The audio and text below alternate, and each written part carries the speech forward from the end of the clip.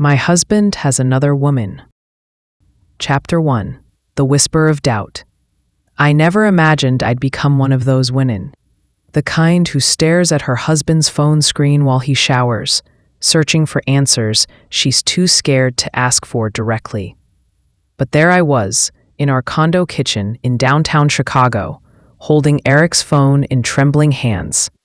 A text message preview flashed across the screen. Sabrina. Last night was perfect. I can't stop thinking about you. The floor felt like it dropped beneath me. Eric and I had been married for 7 years. We had a mortgage, a dog named Rex, and a tradition of Friday night Thai takeout. I thought we were solid, not perfect, but real.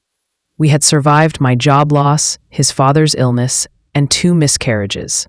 We had grown older and closer, or so I believed. But this message shattered that belief into sharp little pieces. Chapter 2. Signs I Missed. I replayed the last few months in my head, like rewinding a movie. Eric had been distant. Late nights at the firm. A sudden new interest in the gym. New cologne. He laughed more at his phone than at anything I said. I thought it was stress. I thought it was the pressure of partnership at his law firm. I thought I was being paranoid, but I wasn't. There was someone else. Her name was Sabrina. The rest of the day passed in a haze. I didn't confront him that night. I couldn't. Instead, I sat through dinner pretending nothing had changed, while inside, my world was crumbling. I stared at his face across the table and wondered how he could lie so easily. How many nights had he touched her and then come home to me? Chapter 3. The Confrontation. 3 nights later, I finally broke. I know about her, I said softly. We were sitting on the couch, the evening news flickering in the background. Eric's body tensed. What are you talking about? Sabrina. Her text popped up. I read it. I know you've been seeing her.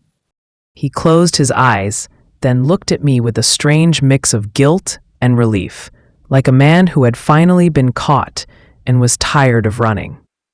I didn't want to hurt you, he whispered. It just happened. Tears burned behind my eyes, but I didn't let them fall yet. How long? 3 months, he said. It started out casual. I didn't think it would turn into anything. And now? I asked. He hesitated. I don't know. That was the worst part. Not the affair, but the not knowing. The idea that after everything we'd built, he wasn't even sure if he wanted to fight for us. Chapter 4. The Other Woman. The name Sabrina sat in my mind like a stone. I tried not to imagine her, but I did, constantly. Was she younger? Prettier? Smarter? Did she laugh at his jokes? Did she know about me? 3 days after our confrontation, I found myself driving past his office building downtown. I parked across the street, heart racing like a criminal, waiting to catch a glimpse of her. I didn't expect it to hurt so much when I saw them together. They weren't touching, but they didn't need to. Their body language said everything. The way Eric looked at her, soft, amused, attentive. It was the way he used to look at me. I went home that evening and cried harder than I had in years. Chapter 5, A Choice to Make. Do you love her? I asked him, 2 nights later. Eric sat across from me, his hands folded in his lap, like a schoolboy caught cheating on a test. I don't know, he admitted. It's different. It's new. And me? I asked. I love you, but I don't know if I'm in love with you anymore. That line, so cliché, so devastating. We agreed on a temporary separation. He would move into a furnished rental for 2 months while we figured things out.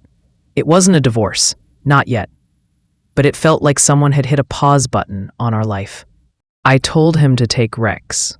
I couldn't bear to look at the dog without thinking of our morning walks, our lazy Sundays, our shared life. Chapter 6. Rediscovering Myself. In the silence of the empty condo, I began to rediscover myself. I went back to yoga. I met friends for coffee and tried to laugh again. I looked into starting my own interior design business, something I had shelved long ago in favor of stability. One afternoon, I even went to the lakefront and sat for hours, journaling everything: my pain, my anger, my confusion, but also my hope. I wasn't sure what the future held, but I knew one thing: I deserved someone who chose me every day without hesitation. Chapter 7: Unexpected Visit. One rainy Saturday, there was a knock at the door. It was her. Sabrina stood there, in a long coat, her makeup washed out by the rain, her expression uncertain. "I'm sorry to come here," she said, "but I thought you deserved to know." I ended it with, "My heart stopped." "Why?" "He said he still loves you, that he needs to figure things out." I didn't reply. I just stared at her, this woman who had been the reason for so many sleepless nights.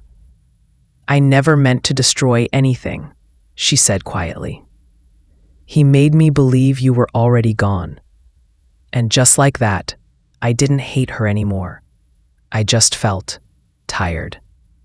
Chapter 8: The Return. Eric came back a week later.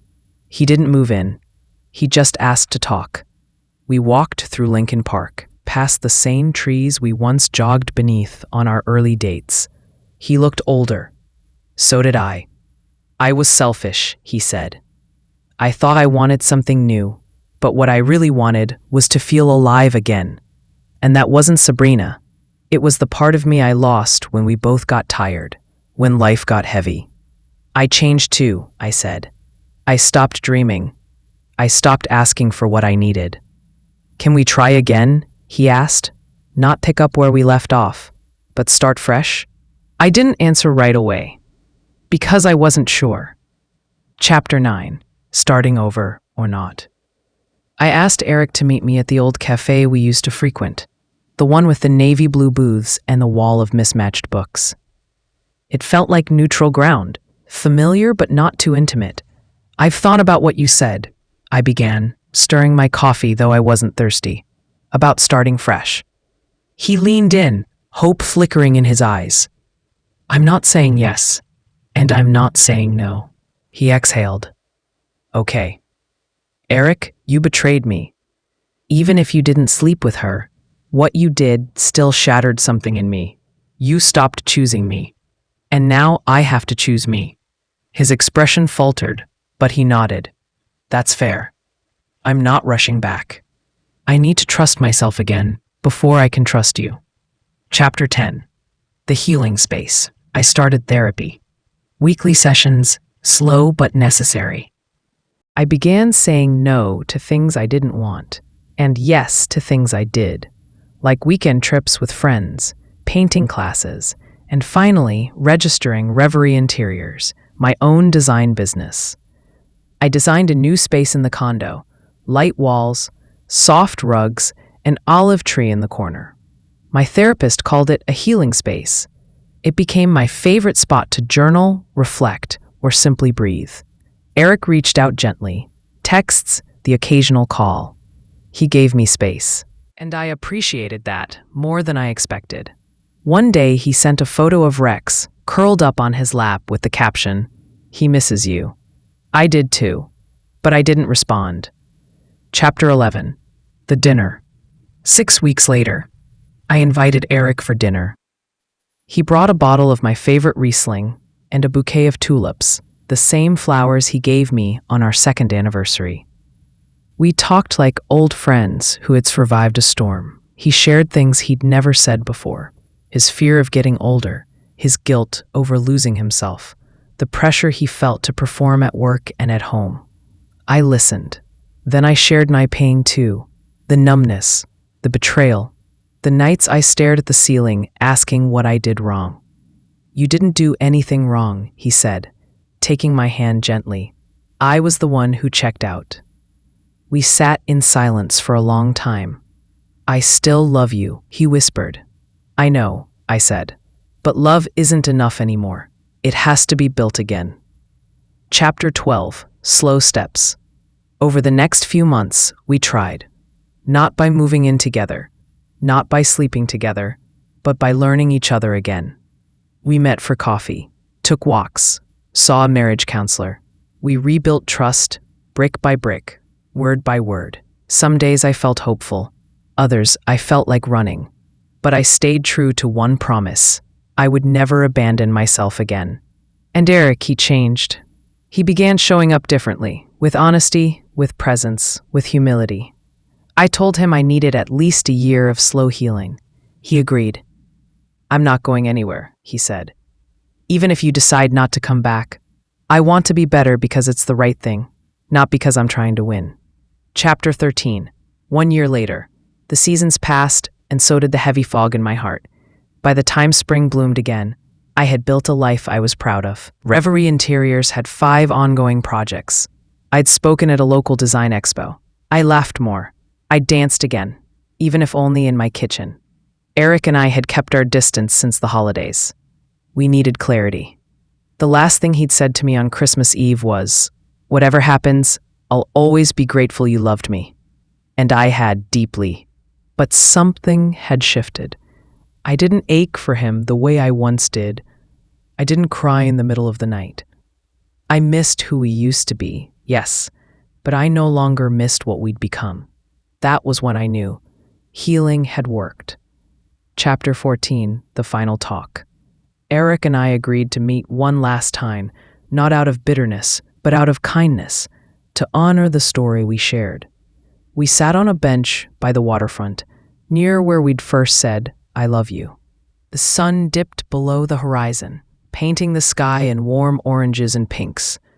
"I'm not angry anymore," I said softly, "but I'm not going back either." He nodded, tears in his eyes. "I understand. I just want you to be happy." "I am," I whispered, for the first time in a long time. He smiled, though it broke him. We hugged, and just like that our story came to an end, not as enemies, but as people who tried and learned and let go. Chapter 15, a new chapter. 3 months later, I moved into a loft downtown. The exposed brick and large skylights made it feel like possibility lived in every corner. One Saturday morning, while picking out tile samples, I bumped into someone. Literally. "Oh no, I'm so sorry," I said, flustered. He laughed, a warm, grounded sound. "No worries, it's good tile, worth colliding over." His name was Julian, architect, kind eyes. He didn't rush, didn't flirt, just listened. We talked for 20 minutes about design trends and favorite coffee shops. He asked for my number. I gave it, surprised by my own openness. That night, I smiled at my reflection, not for him, but because I finally liked the woman looking back. Chapter 16. My story, my voice. I once believed my wedding night marked the beginning of forever. I thought I understood what love meant, what commitment required. I thought the vows we made would shield us from all harm.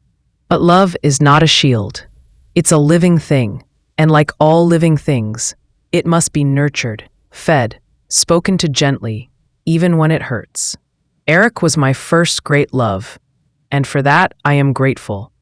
But I am also grateful for the night I discovered truth, for the tears I cried on the kitchen floor, and for the strength I found in the silence that followed. Because that night didn't break me, it woke me up. And now I walk forward, not as someone's wife, not as someone's second choice, but as me, alive, whole, free.